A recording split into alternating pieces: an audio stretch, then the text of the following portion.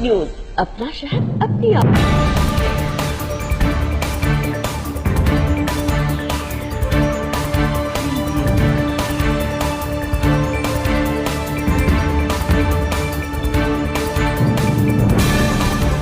जनवरी को पूर्णा शहर के मुख्य चौराहा आरंसा चौक पर किसान समन्वय समिति पूर्णा द्वारा तीनों किसान विरोधी काले कानून के विरोध स्वरूप तीनों नए कृषि कानून की प्रतियां जलाई गई।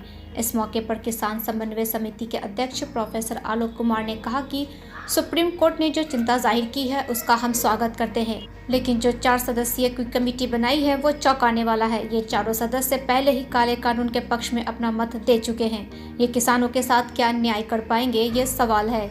आलोक कुमार ने कहा, ये चारों तो मोदी जी के साथ खड़े हैं, ये क्या न्याय करेंगे। एक ने लेख लिखा, एक ने मेमोरेंडम दिया, एक ने चिट्ठी लिखी, एक पेटिशनर है।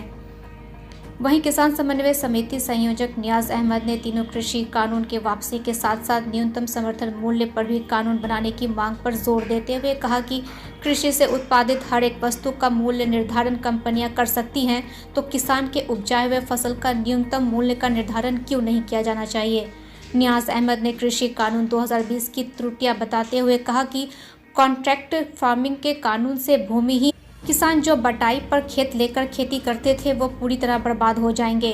वो अडानी और अंबानी जैसी कंपनियों के सामने टिक नहीं पाएंगे, क्योंकि इनके पास 5 साल लीज पर लेने के लिए एक मुश्त पैसा नहीं होगा। बड़ी कंपनियां मशीनों से खेती करेंगी तो गांव के मजदूर रोजगार के अभाव में भूखे मर जाएंगे। उन्होंने सरकार से सवाल पूछा कि सरकार ये बताए कि जमाखोरी और कालाबाजारी से सरकार किसे फायदा पहुंचाना चाहती है। केंद्र सरकार की कौन सी मजबूरी है जिसके कारण सरकार जमाखोरी और कालाबाजारी को कानूनी मान्यता देने पर अड़ी है। मौके पर उपस्थित अखिल भारतीय किसान महासभा के जिला अध्यक्ष इस्लामुद्दीन ने कहा कि सुप्रीम कोर्ट की ओर से गठित कमेटी के सभी सदस्य खुली बाजार व्यवस्था अथवा कानून के समर्थक रहे हैं। अशोक गुलाटी की अध्यक्षता में गठित कमेटी ने ही इन कानून को लाए जाने की सिफारिश की थी। देश का किसान इस फैसले से निराश है। इस कार्यक्रम में अनुरुद्ध मेहता के साथ अन्य स्थानों से आए लोगों ने भाग लिया।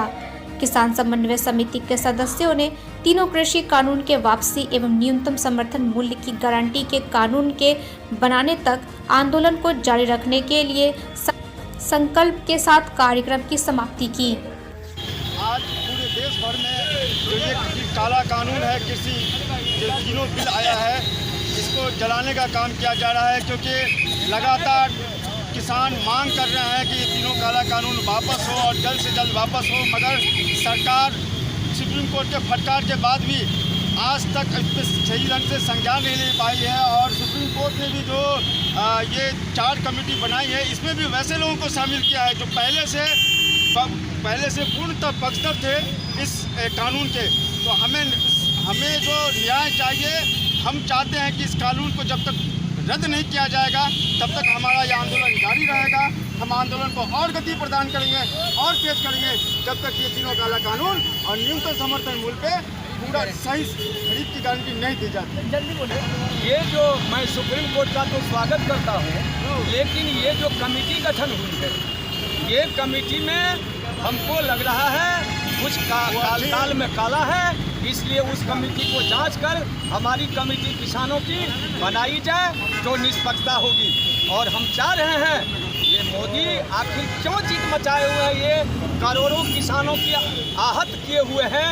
ये बहुत दुख की बात हो रही है। प्रधानमंत्री बनाए हैं, हम लोग भी वोट दिए हैं उनको, लेकिन आज ऐसा कानून बनाने के बाद हमें भी विरोध करना पड़ता है। माननीय प्रधानमंत्री जी को हम लोग लाखों किसानों ने वोट देकर प्रधानमंत्री बनाए हैं, लेकिन आज दुख की बात हो रही है कि हम लोग के आत्मा पर बहुत बड़ा आघात पहुंचा रहे हैं। हम किसानों ने मेहनत करके मजदूरी करते हैं, अपने से दोदाली चलाते हैं और अन्न उपजाते हैं, और वह हम लोगों को बाजार में कहता हम विदेश में जाइए, जहाँ जाइए वहाँ बेचिए। आखिर क्या हम वहाँ जाके बेच सकते हैं? ये बहुत दुख की बात हो रही है माननीय प्रधानमंत्री महोदय। और सरकार कहती है एक कानून बनेगा। आप बिहार के देखिए क्या स्थिति है, देश में हर स्टेट को देखिए किसानों के साथ कितनी बड़ी जुल्म हो रही है। आज हम लोग यहाँ सुप्रीम कोर्ट जो 3 कानून पास किए गए थे केंद्र सरकार के द्वारा, उसका जो सुप्रीम कोर्ट ने हमारे प्रधानमंत्री को फटकार लगाई है, इसलिए हम लोगों को उसका हम स्वागत करते हैं। सुप्रीम कोर्ट के कानून का हम स्वागत करते हैं। और हम लोग जो है यहाँ पे आज ये निर्णय लिए हैं कि हम लोग अब कंटिन्यू जब तक ये तीनों कानून पूर्ण रूप से स्थगित नहीं हो जाती है, इसको वापस नहीं लिया जाता है, तब तक हम लोगों का आंदोलन कंटिन्यू जारी रहेगा। और हम लोग केंद्र सरकार से कहना चाहते हैं, किसान विरोधी कानून हमारे देश में नहीं चलेगी। हम लोगों को एमएसपी की जो बात है, एमएसपी लिखित रूप में होनी चाहिए। हमारे फसल का जो उचित मूल्य हमें नहीं मिल पाती है, वो हमें डायरेक्ट मिलनी चाहिए। और हम लोगों का ये लास्ट केंद्र सरकार को नोटिस कहिए या आवेदन कहिए हम लोग कर रहे हैं, जब तक यह तीनों कृषि बिल पूर्ण रूपेण वापस नहीं लिया जाएगा, तब तक हम लोगों का आंदोलन जारी रहेगा।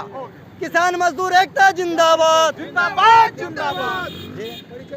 मेरा नाम वो कुमार साहब और पिंटू यादव, मैं पूर्णिया जिला अध्यक्ष सत्य बहुमत पार्टी का हूँ। हम लोग कभी नहीं सोचे थे माननीय प्रधानमंत्री से कि इतना बड़ा किसानों के साथ अत्याचार करेंगे। आज किसानों के दिल का आहत कर रहे हैं माननीय प्रधानमंत्री महोदय। मैं कोर्ट का स्वागत करता हूं, लेकिन ये कमेटी पर ये हिंदुस्तान के किसानों को शक है कि ये उनके पक्ष का है और हम लोगों को ये नरेंद्र मोदी जी के पक्ष का ये आदमी है जो वो कमेटी में आए हुए हैं और कमेटी कहीं हम लोगों के विपक्ष में वो काम नहीं करे, इस पर शक है। अगर इस तरह की बात होगी तो अनवरत आंदोलन चलता रहेगा और जब तक हम लोग कानून वापस नहीं करेंगे, जब तक कानून रद्द नहीं करेंगे। मेरा नाम शत्रुघ्न यादव, जिला किसान मजदूर संघ के student. Indian Public School, Day Computing Co-ed School with smart classroom, lab, library, interactive learning, separate hostel और 19 वर्षों का भरोसा। Admissions open from pre-nursery to grade 11. Indian Public School, Hansda road, Gulabbagh. कुछ सपने साकार होते हैं और कुछ सपने खो जाते हैं। हर दिल में एक अपना घर का सपना होता है, जो करते हैं हम साकार। आप कदम तो बढ़ाइए, पनोरमा ग्रुप में आइए। पनोरमा परिवार।